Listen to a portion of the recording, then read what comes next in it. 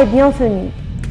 Le pôle de la société civile a manifesté son opposition à la proposition faite par son père politique recommandant la nomination du leader du parti Hatem, Salah Ould Hanana, à la présidence en exercice du Forum national pour l'unité et la démocratie FNDU.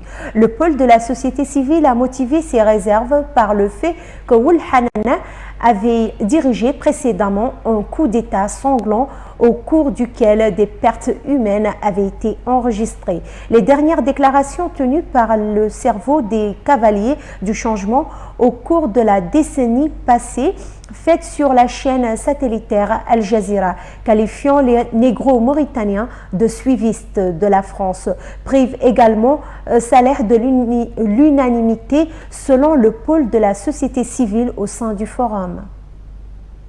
La Mauritanie est toujours sous un régime militaire. C'est en ces mots que M. l'imam Ahmed Ould Mohamedou, le secrétaire permanent du Rassemblement des forces démocratiques, RFD, a répondu à une question posée par un confrère de la chaîne privée Sahel TV hier vendredi. Le secrétaire permanent a signalé au cours de ses interventions que le président mauritanien ne cherche pas à soulager les souffrances des populations du pays.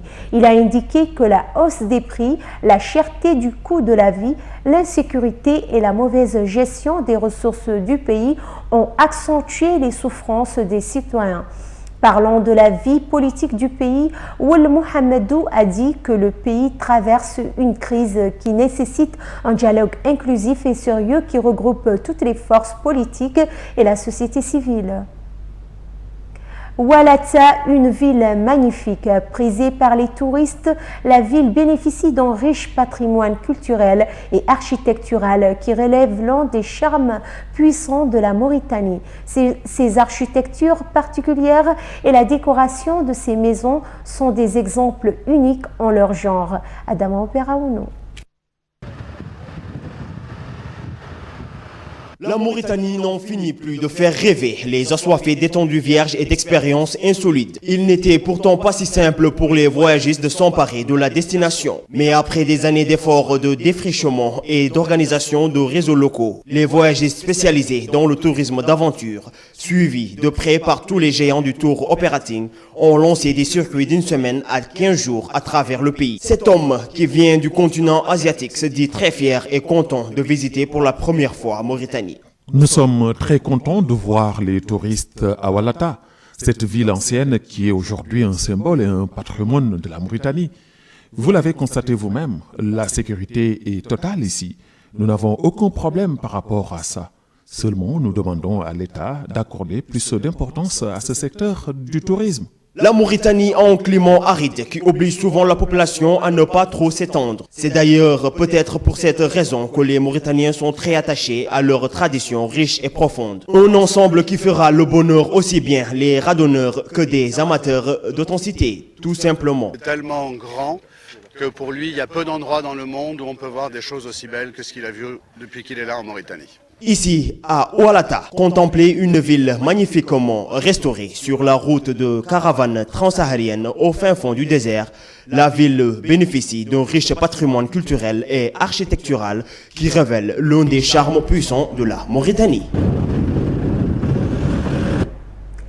Le mouvement du 25 février M25 a occupé jeudi la place du Carrefour Madrid pour dénoncer les inégalités sociales et politiques en Mauritanie. Selon le M25, la police a tenté d'interdire la manifestation de protestation qui avait cette année pour but de dénoncer la flambée des prix, le recul des libertés d'expression, l'appel à plus de justice sociale. Le M25 dit avoir toujours privilégié la contestation pacifique pour amener les autorités politiques à exaucer leurs revendications qualifiées de légitimes. Un réseau des journalistes mauritaniens pour les droits de l'homme a été mis en place à Nouakchott. Cette naissance intervient à l'issue de l'atelier de formation des journalistes sur les mécanismes internationaux de protection des droits de l'homme, organisé le même jour par le commissariat aux droits de l'homme et à l'action humanitaire selon Cheikh Tourad Ould Abdelmalik, commissaire aux droits de l'homme et à l'action humanitaire. La mise en place de ce réseau participe au renforcement de l'état de droit et des institutions. Ould Abdelmalek a par ailleurs indiqué sa structure aidera le réseau à mener à bien sa mission. Omar Mokhtar, directeur de publication du quotidien L'Authentique, a été élu président du réseau. Il sera secondé par Mehdi Ould Lamrabot, directeur de publication de Mouchahid, site électronique d'information. L'insécurité à Nouakchott a atteint des pics et les habitants de certains quartiers de la périphérie terrorisée ne savent plus à quel sein se vouer. Dernièrement, on signale constamment des cas de vol dans le quartier de Sepra, sans compter les innombrables attaques à main armées. Une analyse de Babacar Nam. L'insécurité, voilà une problématique qui donne du tournis au service de police en Mauritanie, spécialement dans les quartiers périphériques de Nouakchott, comme c'est le cas de Sapra, un quartier très populaire. Ces derniers temps, beaucoup constatent que se balader dans la rue, soit en journée ou en pleine nuit, est devenu synonyme d'une vraie mésaventure. L'insécurité à Nouakchott a atteint des pics et les habitants de certains quartiers de la périphérique terrorisés ne savent plus à quel sein se vouer. Ces derniers jours, on a signalé des vols dans le quartier de Sapra, sans compter les innombrables attaques à main armée. En effet, un gang bien étoffé, composé de jeunes malfrats, effectue des descentes musclées dans certaines boutiques, neutralisant les pauvres gardiens et se servant copieusement avant de se retirer sans crier gare. Selon certains habitants du quartier périphérique de Sapra, les autorités sécuritaires ferment leurs yeux dans ces différentes agressions remarquées dans cette Muqataha. Les quartiers de Sapra, Kouva, Elmina et Darnaïm maintiennent leur classement de leader en la matière. Si rien n'est fait pour stopper la vague de violence et atténuer le sentiment de peur qui s'empare petit à petit du citoyen mauritanien quant à ce fléau qu'est l'insécurité, il semble que le pays se dirige vers une catastrophe, surtout à la veille de l'évasion de plus de 43 prisonniers. L'Organisation pour la mise en valeur du fleuve Sénégal OMVS a besoin d'un financement d'environ 4 milliards pour une nouvelle impulsion de ses programmes. La structure compte saisir l'opportunité que lui offre le nouveau contexte de financement international pour lever des fonds. Le haut-commissaire de l'OMVS, Kabin Korama, a affirmé cette volonté en marge de la 68e session ordinaire du Conseil des ministres de l'OMVS, tenue à Conakry les 15 et 16 janvier dernier. Mobiliser une telle enveloppe demande un immense effort de connectivité, de suivi et de réactivité, a déclaré M. Korama, qui ajoute que cette organisation régionale va adopter des stratégies adéquates afin de mobiliser les capitaux nécessaires. Durant la session, le Conseil a pu approuver les programmes d'activité et les budgets des différentes structures pour l'exercice de 2016. La question de la deuxième phase du programme de gestion intégrée des ressources en eau PGIR 2 a été aussi évoqué dans cette rencontre. Ce projet a réussi à mobiliser près de 240 millions de dollars sur la période 2014 à 2020. L'actualité internationale en bref et en images avec Adama Oberaounou.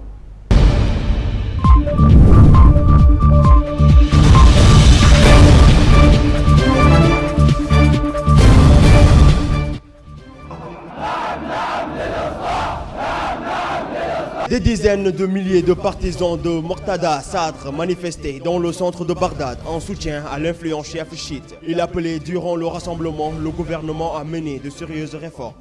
Le Premier ministre est dans une position critique depuis que le peuple s'est soulevé, a affirmé Moqtada Sadr, arrogant la foule place Tahrir.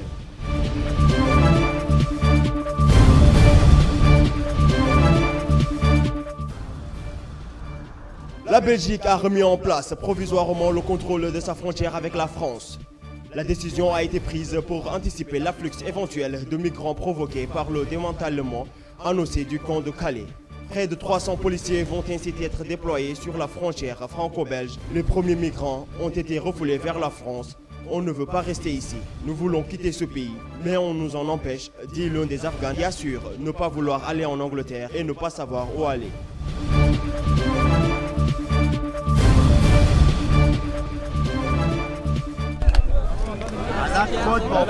La Grèce essaye de ralentir le flot de réfugiés qui montent vers la frontière macédonienne. Il serait près de 2000 bloqués sur le sol grec, dont quelques 5000 au poste frontière d'Endonomie, alors que les pays des Balkans ont décidé de réduire le nombre d'entrées sur leur territoire. Les tensions entre la Grèce et l'Autriche connaissent une poussée de fièvre. Le président du Conseil européen se rendra dans la région la semaine prochaine.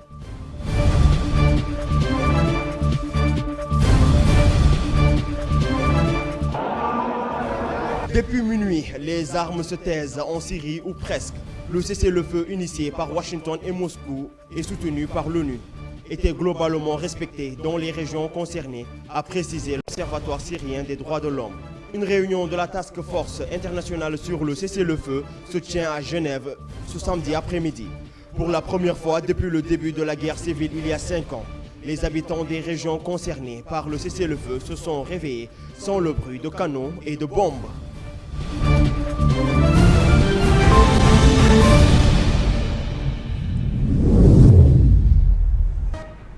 Ce journal est à présent terminé, mais avant de nous quitter, le rappel des titres.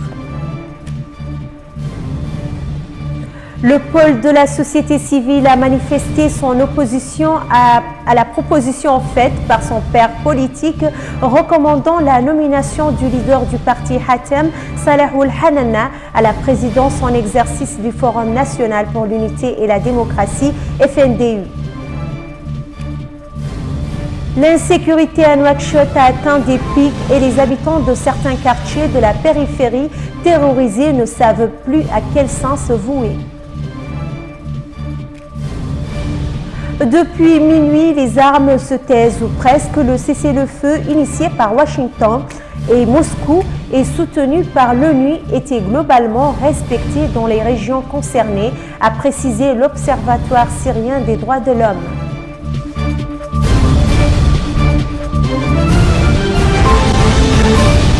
C'est la fin de ce journal. Merci de l'avoir suivi. Mention spéciale à Babacar Nam, Mohaji Diallo, Adama Oberaounou, ainsi qu'à toute l'équipe technique et rédactionnelle. Restez au programme d'Al Wataniya.